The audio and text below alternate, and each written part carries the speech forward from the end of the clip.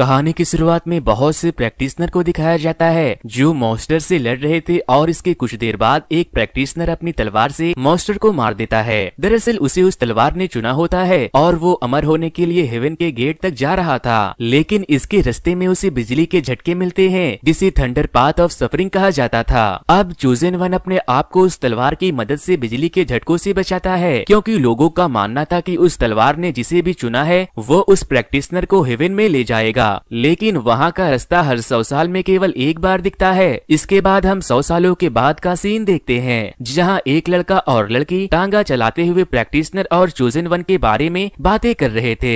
इसमें से लड़के का नाम टाई जियान होता है जो प्रैक्टिशनर बन के अमर होना चाहता है, और लड़की का नाम जियाओ होता है जो उसे प्यार करती है और उसे तलवार के पास जाने से मना कर रही थी। लेकिन टाई जियान हेवन में जाने के लिए किसी भी चुनौतियों को पार करने के लिए तैयार था। फिर हम देखते हैं कि यान नाम की एक लड़की महल में छुप के अपने फादर को खोज रही थी, लेकिन उसे अपने फादर वहाँ नहीं मिलते। फिर भी उसको वहाँ से अपने फादर की कुछ निशानी मिलती है, जिसके बाद वो यहाँ से जाने लगती है। लेकिन तभी एक लड़की जिसे प्रैक्टिशनर सीनियर सिस्टर कहते थे उसका रास्ता रोक लेती है और दोनों में फाइट होने लगती है, जिसके दौरान दोनों अपने सोर्ड स्पिरिट्स का बखूबी इस्तेमाल करते हैं। अब दोनों एक दूसरे पर हमला करते हैं, जिसके वजह से दोनों ही घायल हो जाते हैं, लेकिन यान यहाँ से बचकर निकलने में कामयाब हो जाती है। इसके बाद वो टाई जियान के बक्से में छुपती है और बेहोश हो जाती है। इधर सभी सिपाही यान को खोजने की कोशिश कर रहे थे और यहाँ पर नाकाबंदी लगा देते हैं। तभी टाई जियान को पता चलता है कि यान उसी के बक्से में छुपी है, जिसके बाद वो बड़ी चालाकी से उसके कपड़े बदल देता है और सिपाही के पूछने पर वो उसे अपना दासी बताता है। अब इस तरह यान उनसे बचने में कामयाब हो जाती है। फिर शहर से दूर जाने के बाद यान को होश आता है, जहाँ टाई जियान को लगता है कि यान उसे थैंक यू बोलेगी, लेकिन वो बिना कुछ कहे वहाँ से चली जाती है। इसीलिए जियाओ को उसका बिहेवियर बिल्कुल भी अच्छा नहीं लगता। इसके बाद अगले सीन में हम सीनियर सिस्टर के मास्टर फेंग किंगजी को देखते हैं, जो यान के बच निकलने से बहुत गुस्से में था, क्योंकि मास्टर फेंग वो तलवार पाना चाहता था जो उसे अमर बनाएगी। इसीलिए वो उस तलवार को पाने की पहले भी कोशिश कर चुका है, लेकिन वो उसमें कामयाब नहीं हो सका। इधर टाई जियान और जियाओ अपने गाँव पहुँच जाते हैं, जहाँ हम टाई जियान के मास्टर को देखते हैं जिनका नाम चेन था, और वो उसके देर से आने के लिए बहुत गुस्से में होते हैं। लेकिन टाई जियान ली फैमिली की वैन दिखाकर उनका गुस्सा शांत कर देता है। तभी टाई जियान का दोस्त आता है और उसे बताता है कि स्पिरिट क्रिस्टल माउंट जीयू पर मिलेगा और वो तलवार भी वहीं मिलेगी। इसके बाद टाई जियान अपने दोस्त के साथ मास्टर के घर से चला जाता है। वहीं दूसरी ओर गाँव में एक प्रैक्टिशनर स्पिरिट क्रिस्टल के लिए सभी को परेशान कर रहा था। तभी टाई जियान उन्हें बचाने के लिए वहाँ पर आ जाता है, लेकिन टाई जियान के पास सोर्ड स्पिरिट की पावर नहीं थी, जिसकी वजह से वो उसका मुकाबला नहीं कर पाता। लेकिन इसी वक्त यान टाई जियान को बचा लेती है और कहती है, एक बार तुमने मेरी जान बचाई थी और अब मैंने तुम्हारी जान बचाई, इसीलिए हमारा हिसाब बराबर हो गया। और इतना कहने के बाद वो माउंट जियू की तरफ चली जाती है। इसके बाद टाई जियान जियाओ से माउंट जियू पर जाने की बात करता है, जिस पर जियाओ कहती है कि वहाँ बहुत ज्यादा खतरा है, लेकिन इसके बाद भी टाई जियान नहीं मानता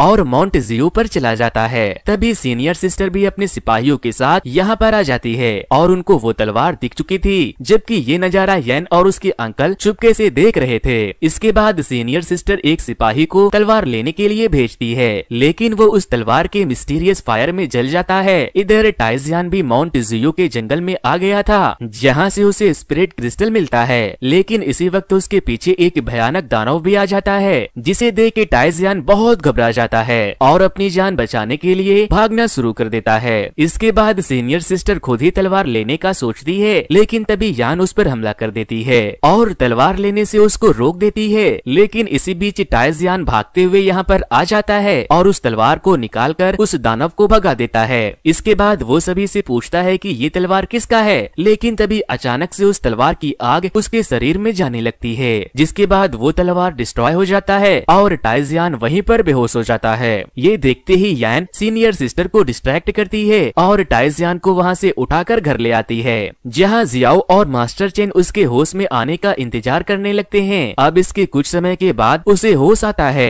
और मास्टर उसको डांटते हैं, क्योंकि बहुत मना करने के बाद भी वो माउंट जियू पर चला गया था। लेकिन जब मास्टर चेन उसके नर्व्स को चेक करते हैं, तब वो समझ जाते हैं कि तलवार ने टाई जियान को अपना मास्टर चुना है और वो इसी के अंदर समा गया है। फिर हम यान और टाई जियान को साथ में बात करते हुए देखते हैं, जहाँ यान उसे तलवार की ताकत के बारे में बता रही थी। वो कहती है कि इसकी मदद से तुम 6th लेवल ऑफ प्रैक्टिशनर बन सकते हो और अभी तक कोई भी वैसा नहीं बन पाया है। ये सुनकर टाइजियन काफी खुश होता है। जिसके बाद यान कहती है कि तुम्हारे अंदर जो मिस्टीरियस फायर है तुम उसे तब तक कंट्रोल नहीं कर सकते जब तक कि तुम खुद को डेवलप न कर लेते। इसीलिए यान कहती है कि मैं डेवलप होने में तुम्हारी मदद करूंगा, लेकिन असल में यान अपने फादर को बचाने के लिए इसकी मदद कर रही थी। अब अगले सीन में हम लू टाई को देखते हैं जो टाइजियन के बारे में गाँव के लोगों से पूछ रहा था, लेकिन गाँव के लोग टाइजियन के बारे में उसे कुछ भी नहीं बता रहे थे, जिसकी वजह से लू टाई सभी को मारने की धमकी देने लगता है।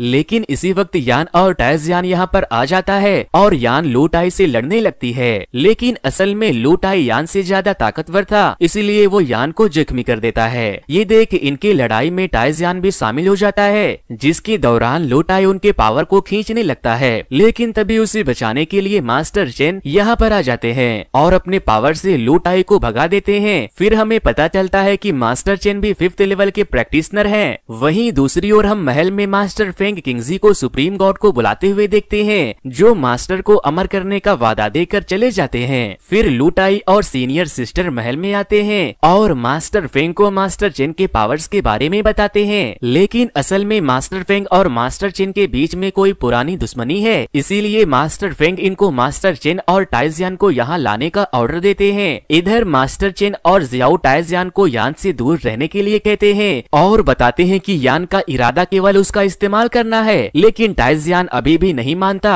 इसके बाद मास्टर चेन यहाँ से चले जाते हैं, जिसके कुछ देर बाद यान वहाँ आ जाती है और टाइजियन उससे पूछता है क्या तुम सच में मुझे प्रैक्टिशनर बनने में मदद करोगी? तब यान उसको जवाब में हाँ कर देती है। ये देख जियाओ टाइजियन को उसके साथ जाने से रोकती है, लेकिन टाइजियन उसको सुलाकर यान के साथ चला जाता है। अब लू टाई और सीनियर सिस्टर टाइजियन के घर पर आते हैं और मास्टर चिन को महल आने का इनविटेशन देते हैं, जिसके बाद मास्टर चिन उनकी बातों को मान जाते हैं। तभी ली टाओ टाइजियन के बारे में मास्टर से पूछता है, लेकिन वो उसके बारे में उसे कुछ भी नहीं बताते। जिसके बाद वो लोग जियाओ के पास जाते हैं और ली टाओ जियाओ से टाइजियन के बारे में पूछता है, जिस पर वो कहती है कि मैं कुछ नहीं जानती। तब सीनियर सिस्टर उसे मारने लगती है, लेकिन ली टाओ उसे रोकता है और कहता है कि ये हमारे बहुत काम आ सकती है और जियाओ को अपने वश में कर लेता है। अगले सीन में हम टाइजियन और यान को जंगल में बातें करते हुए देखते हैं। तभी वहाँ पर जियाओ भी आ जाती है, जो इस वक्त ली टाओ के वश में थी। उसे देख के टाइजियन उसको समझाने की कोशिश करता है, लेकिन वो तो होश में ही नहीं थी। लेकिन इसके बाद ली टाओ और सीनियर सिस्टर भी सामने आते हैं और उन दोनों को बांध देते हैं। ली टाओ खुद 6th लेवल का प्रैक्टिशनर बनना चाहता है और यही बात वो सीनियर सिस्टर से भी बताता है।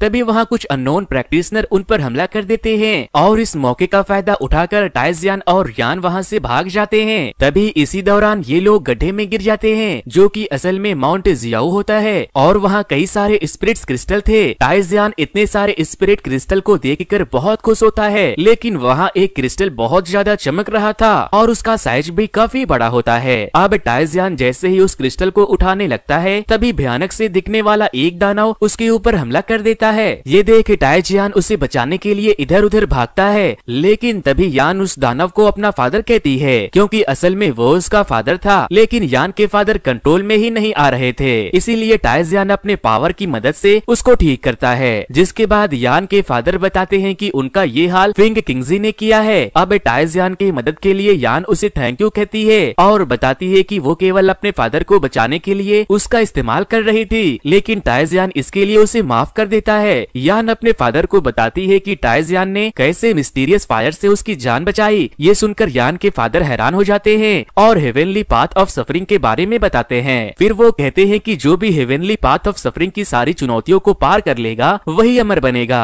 तब यान कहती है कि मिस्टीरियस फायर एक्सीडेंटली टाइजियन के अंदर आ गई है और वो तलवार भी टूट गई है। ये सुनते ही यान के फादर टाइजियन के नर्व को चेक करते हैं और कहते हैं कि सोर्ड स्पिरिट उसके अंदर है। अब यान और टाइजियन अपने अंदर से तलवार बाहर निकालने की कोशिश करने लगते हैं। तभी सीनियर सिस्टर और ली टाओ भी वहाँ पर आ जाते हैं। ये देख यान के फादर उन्हें रोकने के लिए उनसे लड़ने लगते हैं, लेकिन सीनियर सिस्टर यान के फादर को मार देती है। ये देख यान उन्हें बचाने के लिए जाती है, लेकिन ली टाओ उसे भी जख्मी कर देता है, जबकि इधर टाइजियन तलवार बना चुका था। अब ली टाओ पूछता है कि मिस्टीरियस फायर कहाँ है, जिसके बाद टाइजियन तलवार से एक वार करता है और उसकी ताकत से सभी को भगा देता है। अगले सीन में हम देखते हैं कि मास्टर चेन महल में आ चुके हैं, जहां मास्टर फेंग मास्टर चेन से कहते हैं कि अब हमारी फैमिली सबसे ताकतवर है, जिस पर मास्टर चेन कहते हैं कि तुमने सबको धोखे से मार दिया और इस तरीके से तुम ताकतवर बने हो। तब मास्टर फेंग कहते हैं कि तुमने भी तो मेरा उसमें साथ दिया था। ये सुनकर मास्टर चेन कहते हैं कि तुमने मुझसे झूठ बोला था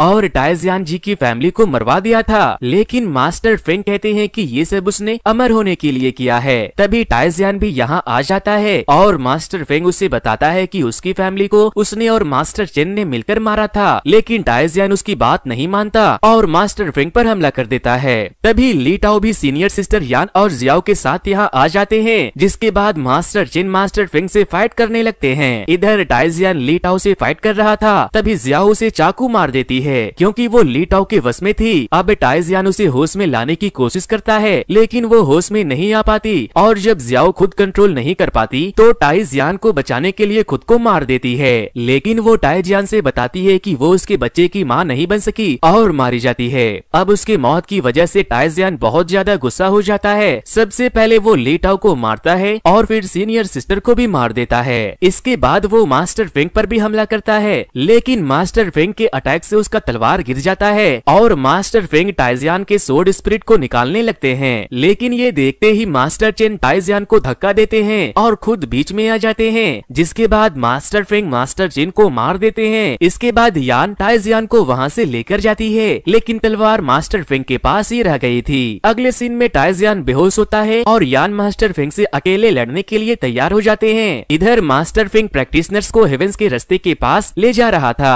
और क्योंकि उसके पास तलवार होता है इसीलिए वो सभी मॉन्स्टर को आसानी से मार देता है। इधर टाइजियान के सपने में उसके पार्टनर्स देखते हैं जो उसे उसके अंदर के सोर्ड स्पिरिट और मिस्टीरियस फायर का एहसास कराते हैं। वहीं दूसरी ओर master Fang thunder path of suffering के पास पहुंच जाते हैं, जहां मास्टर फेंग सभी प्रैक्टिशनर से उनके सोर्ड स्पिरिट को मांगता है, जिस पर सभी लोग इसकी वजह पूछने लगते हैं। तब मास्टर फेंग कहते हैं कि तुम अमर तभी हो सकते हो जब तुम्हारे सोर्ड स्पिरिट्स की ताकत भी उन्हें मिल जाएगी और उनके सोर्ड स्पिरिट लेने लगते हैं। लेकिन तभी यान यहाँ आ जाती है, जिसे देख मास्टर फेंग कहते हैं कि सही वक्त पे आई हो और वो उसकी भी सोर्ड स्पिरिट लेने लगते हैं। लेकिन इसी वक्त टाइजियान सबको मास्टर फेंग से बचा लेता है, जिसके बाद मास्टर फेंग के साथ में उसकी फाइट होती है और उस फाइट में टाइजियान मास्टर फेंग को हरा देता है। वो मास्टर से कहता है कि जब तुम मुझे नहीं हरा सकते तो अमर कैसे बनोगे। तब मास्टर कहता है कि सुप्रीम गॉड ने उसे प्रॉमिस किया है और सफरिंग पाथ पे बिना किसी सुरक्षा कवच के चलने लगता है, लेकिन तभी अचानक से यहाँ की लाइटिंग उसे जला देती है। इसके बाद उसी सफरिंग पाथ से एक आदमी आता है और खुद को सुप्रीम गॉड बताता है। ये सुनकर सभी प्रैक्टिशनर उससे सुप्रीम गॉड समझकर उसके सामने झुक जाते हैं। फिर वो आदमी बताता है कि कैसे उसने सफरिंग पाथ पे बुलाकर सभी की जान और पावर को लिया है और कैसे उसने सभी को हेवन का सपना दिखाया। तब टाइजियान और सभी प्रैक्टिशनर्स कहते हैं कि तुम सुप्रीम गॉड नहीं बल्कि डीमन हो, और टाइजियान उससे पूछता है कि उसने ऐसा क्यों किया। फिर वो कहता है कि ऐसा करके वो हमेशा के लिए अमर होना चाहता था और अपनी पावर बढ़ाना चाहता था। अब इस बात से टाइजियान गुस्से में उसको मार देता है। इसके बाद वो और यान नीचे आने लगते हैं, लेकिन तभी वो डीमन फिर से आ जाता है। ये देख टाइजियान हैरान हो जाता है कि वो अब तक जिंदा है। तब डीमन बताता है कि वो उसका अवतार था और उसको सबक सिखाने के लिए टाइजियान के गांव पर हमला कर देता है। अब इसकी वजह से गांव में अफरा तफरी मच जाती है और सभी गांव वाले इधर उधर भागने लगते हैं, जिसके दौरान लाइटिंग से कई लोगों की जान चली जाती है और गांव वालों के घर भी बर्बाद हो जाते हैं। ये देख टाइजियान और यान गांव वालों को बचाने के लिए नीचे आते हैं और गांव वालों को सेफ जगह पर ले जाने की कोशिश करते हैं, लेकिन फिर भी वो दोनों सबको नहीं बचा पाते और इसी बीच यान भी जख्मी हो जाती है, जबकि उस डीमन के लिए ये सब एक खेल की तरह था। लेकिन अब टाइजियान गुस्से में आ जाता है। वो डीमन से फाइट करने का डिसाइड कर लेता है और उसके लाइटिंग को रोकने के लिए अपने पावर से एक सील्ड बनाता है। इसके बाद वो डीमन से कहता है कि तुम नकली गॉड हो और मैं तुम्हें मार दूंगा। ये सुनकर डीमन उस पर बहुत पावरफुल लाइटिंग का हमला करता है। अब इसकी वजह से वो जलने लगता है और उसका कपड़ा सुपर हीरो कॉस्ट्यूम में बदल जाता है। इसके बाद वो अपनी पूरी ताकत से उस पर हमला कर देता है और डीमन उसी में जल जाता है। तभी इसी वक्त आकाशवाणी होती है जो कि टाइजियान को सुप्रीम गॉड और अमर होने का ऑफर दे रहा था। लेकिन टाइसियान कहता है कि तुम्ही ने उस डीमन को भड़काया है, जिस पर वो कहता है कि लोगों की बुरी सोच उन्हें डीमन बनाती है। तब टाइसियान कहता है कि वो सभी डीमन को मार देगा और वो हमला करने चला जाता है। दोस्तों, अच्छाई की हमेशा बुराई पर जीत होती है। इस मैसेज के साथ मूवी की एंडिंग यहीं पर हो जाती है। लेकिन दोस्तों, अगर आपने पिछली वीडियोस मिस कर दिया है तो लेफ्ट वाली वीडियो भी जरूर देख लेना।